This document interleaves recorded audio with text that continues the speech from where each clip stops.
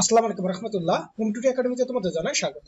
সুপ্রিয় তৃতীয় শ্রেণীর শিক্ষার্থীরা, আশা করি তোমরা ভালো আছো। আজ আমি তোমাদের সাথে আলোচনা করব গণিতের দ্বিতীয় অধ্যায়টা যোগ নিয়ে আলোচনা করব। আমি আগের ভিডিওতে মূলত 27 নং পৃষ্ঠা পর্যন্ত আলোচনা করছি।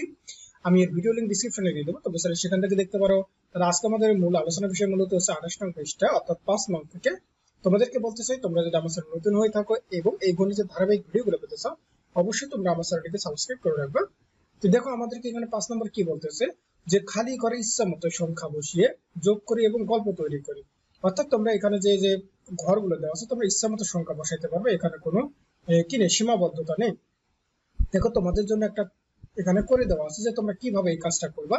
তাহলে এখানে দেওয়া আছে প্রথমত যে 3845 যোগ 1500 যোগ কত 700।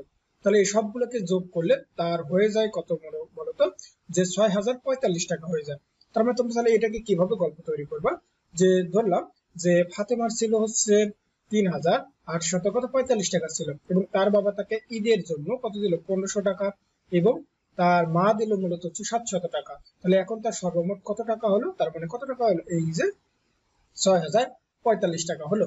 ঠিক একই ভাবে এখন বলতেছে যে এই ঘরগুলোতে তোমরা ইচ্ছা মতো কিছু সংখ্যা বসাবা এবং এখানে একটা গল্প তৈরি করতে হবে। তাহলে চলো আমরা এই 2, 3 আর এই 4 নম্বর, অর্থাৎ এই তিনটা কিভাবে আমরা করব, যে ইচ্ছা মতো কিছু আমরা সংখ্যা বসাবো এবং তার মোট পরিমাণটা বের করবো, এবং একটা আমরা পাশে একটা কি লিখবো, একটা গল্প লিখবো।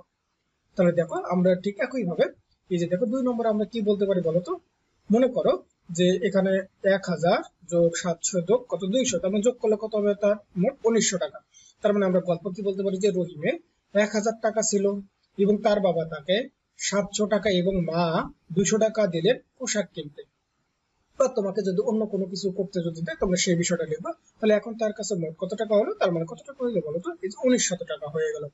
এবার তারপরে মনে করো যে তোমার কাছে আছে মনে করো কত, এই যে তাহলে 2200 কত 20 টাকা, প্লাস হচ্ছে আবার দিলাম কত 600 কত 50 টাকা। তাহলে এইবার তার মোট কত হয়ে গেল 2800, অর্থাৎ 70 টাকা। তো 2800 কত আমার 70 টাকা। তার মানে কি ধরলাম যে রহিমের ছিল মূলত হচ্ছে কত 2220 টাকা, এবং তার বাবা তাকে কত এই যে 650 টাকা দিলেন। এখন তার মোট কত টাকা হলো, এই যে 2800 কত 70 টাকা। বা তোমরা চাইলে এখানে যদি অন্য কোনো সংখ্যা দিতে পারো, কোনো সমস্যা নেই, কারণ বলেই দিচ্ছে যে ইচ্ছা মতো সংখ্যা ব্যবহার করতে পারবা। তারপরে মনে করো যে এখানে কত 5020 যোগ আমার হচ্ছে কত, এই যে আবার 5000 যোগ কত আমার 500। তার মানে কত যোগ করলে কত হবে বলো তো, তাহলে 10500 কত আমার 20 হয়ে যাবে। তাহলে করিমের মূলত কত ছিল, মনে করো যে 5020 টাকা ছিল, এবং তার বাবা তাকে 5000 এবং মা তাকে 500 টাকা দিলে সাইকেল কিনতে। বা তোমাকে যদি অন্য কোনো কিছু খরচ করতে যদি দেয়, তোমরা সেই জিনিসটা এখানে উল্লেখ করবা। এখন তার কাছে মোট কত টাকা হয়ে গেল, তার মানে হয়ে গেল মূলত হচ্ছে 10,520 টাকা। তাহলে আশা করি তোমরা এতটুকু বুঝতে পারছো যে কিভাবে এই ঘরগুলো তোমরা পূরণ করবা এবং ইচ্ছামতো সংখ্যা বসে একটা গল্প তৈরি করবা।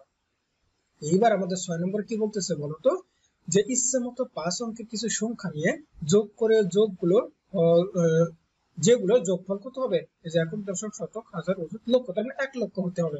তাহলে প্রথম ধাপে কাজ কি হবে, যে এই যে তোমরা এরকম কিছু একটা ছক তৈরি করে নেবে। ছক তৈরি করে নিয়ে একদম সবার শেষে লিখবা হচ্ছে এই যোগফলটা, অর্থাৎ 1 লক্ষ।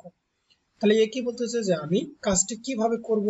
তাহলে কাজটি কঠিন মনে হচ্ছে, কি বলতেছে, যে প্রথমে একক স্থানের অঙ্ক থেকে শুরু করি, হাতে রাখা অঙ্ক সহ প্রতিটি ঘরের যোগফল কত করে করি, 10 করে করতে হবে। তাহলে দেখো, এই যে তোমাকে একটা দেখানো হয়েছে যে তোমরা কিভাবে করবে। মনে করো যে তুমি হচ্ছে একদম প্রথমের এই সংখ্যাগুলো ইচ্ছা মতো বসায় নিলা। তার মানে এখানে 0 দিছো, তারপর 8 দিছো, 9 দিছো, তারপরে 9 দিছো, কত 3 দিছো। অর্থাৎ তোমরা এই সংখ্যাগুলো ইচ্ছা মতো তোমরা এখানে বসায় নিবা। এইবার দেখো, যেহেতু তোমার তো এই যে এখানে তোমার হচ্ছে যোগফলটা তো দেওয়াই আছে কত, এই যে 1 লক্ষ। তার মানে কি আমরা কিন্তু এই 1 লক্ষ একদম নিচে বসাই নিব। এখন আমাকে এই 1 লক্ষ মিলাইতে হবে, তাই তো। তাহলে এখানে 0 নিচ্ছ, তাহলে 0-এর সাথে কত যোগ করলে তোমার 0 হয়, তার মানে তোমাকে 0 নিতে হবে। ওকে, 0 নিয়ে যোগ করলাম। এবার এখানে তো তুমি নিচ্ছ 8, 8 এর সাথে তুমি যদি কত যোগ করো, 2 যোগ করো, 10, 10 0, হাতে কত, এই যে এক এখানে, তাহলে 9 আর একে কত 10 হবে। তাহলে এখানে 10 এর সাথে আর তো অন্য কোনো কিছু যোগ করতে পারতেছি না, কারণ আমাদেরকে বলেই দিছে যে সেটা কত করতে হবে, আমাকে যে 10 করতে হবে। তাহলে আমরা আবারও এখানে কত নেব, 0। তাহলে 0 নিয়ে যোগ করলে কত, তার মানে কি 9 আর একে 10, আর 0 যোগ করলে তো 10, তাহলে 10 এর 0, হাতে কত থাকবে আমাদের এক থাকবে, সেই এক দেখো আবার হচ্ছে বাম পাশে বসবে। তাহলে 9 আর কে 10, 10 আর 0 যোগ করলে কত আমার হচ্ছে 0।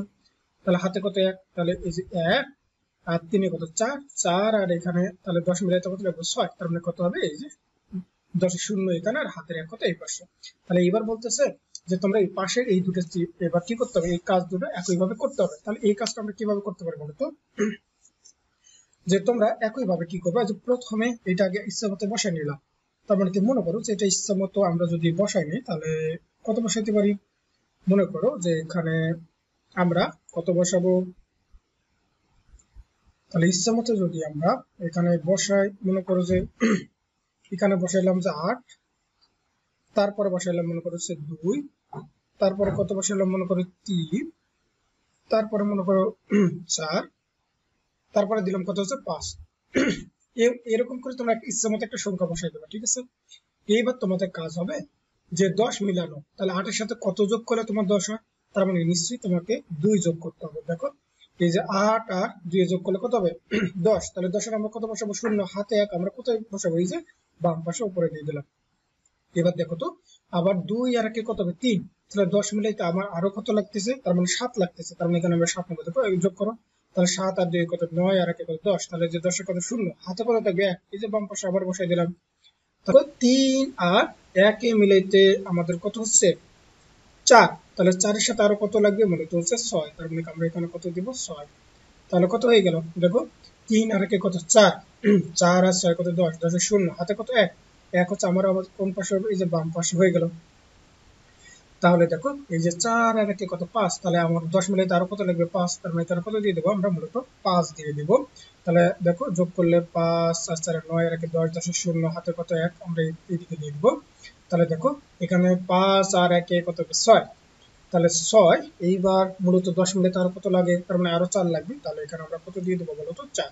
তাহলে যোগ করলে আমাদের কত আসবে, এই যে মূলত 10। তাহলে এইভাবে আমরা কি করব, এই ঘরগুলোকে পূরণ করবো। একইভাবে তুমি পরেরটাও চিন্তা করতে পারো, যে দেখো এখানে আবার হচ্ছে কয়টা করে ফাঁকা ঘর আছে, 3টা করে রয়েছে, তাহলে এই টাইপের গুলোকে তুমি কিভাবে করবে বলো তো।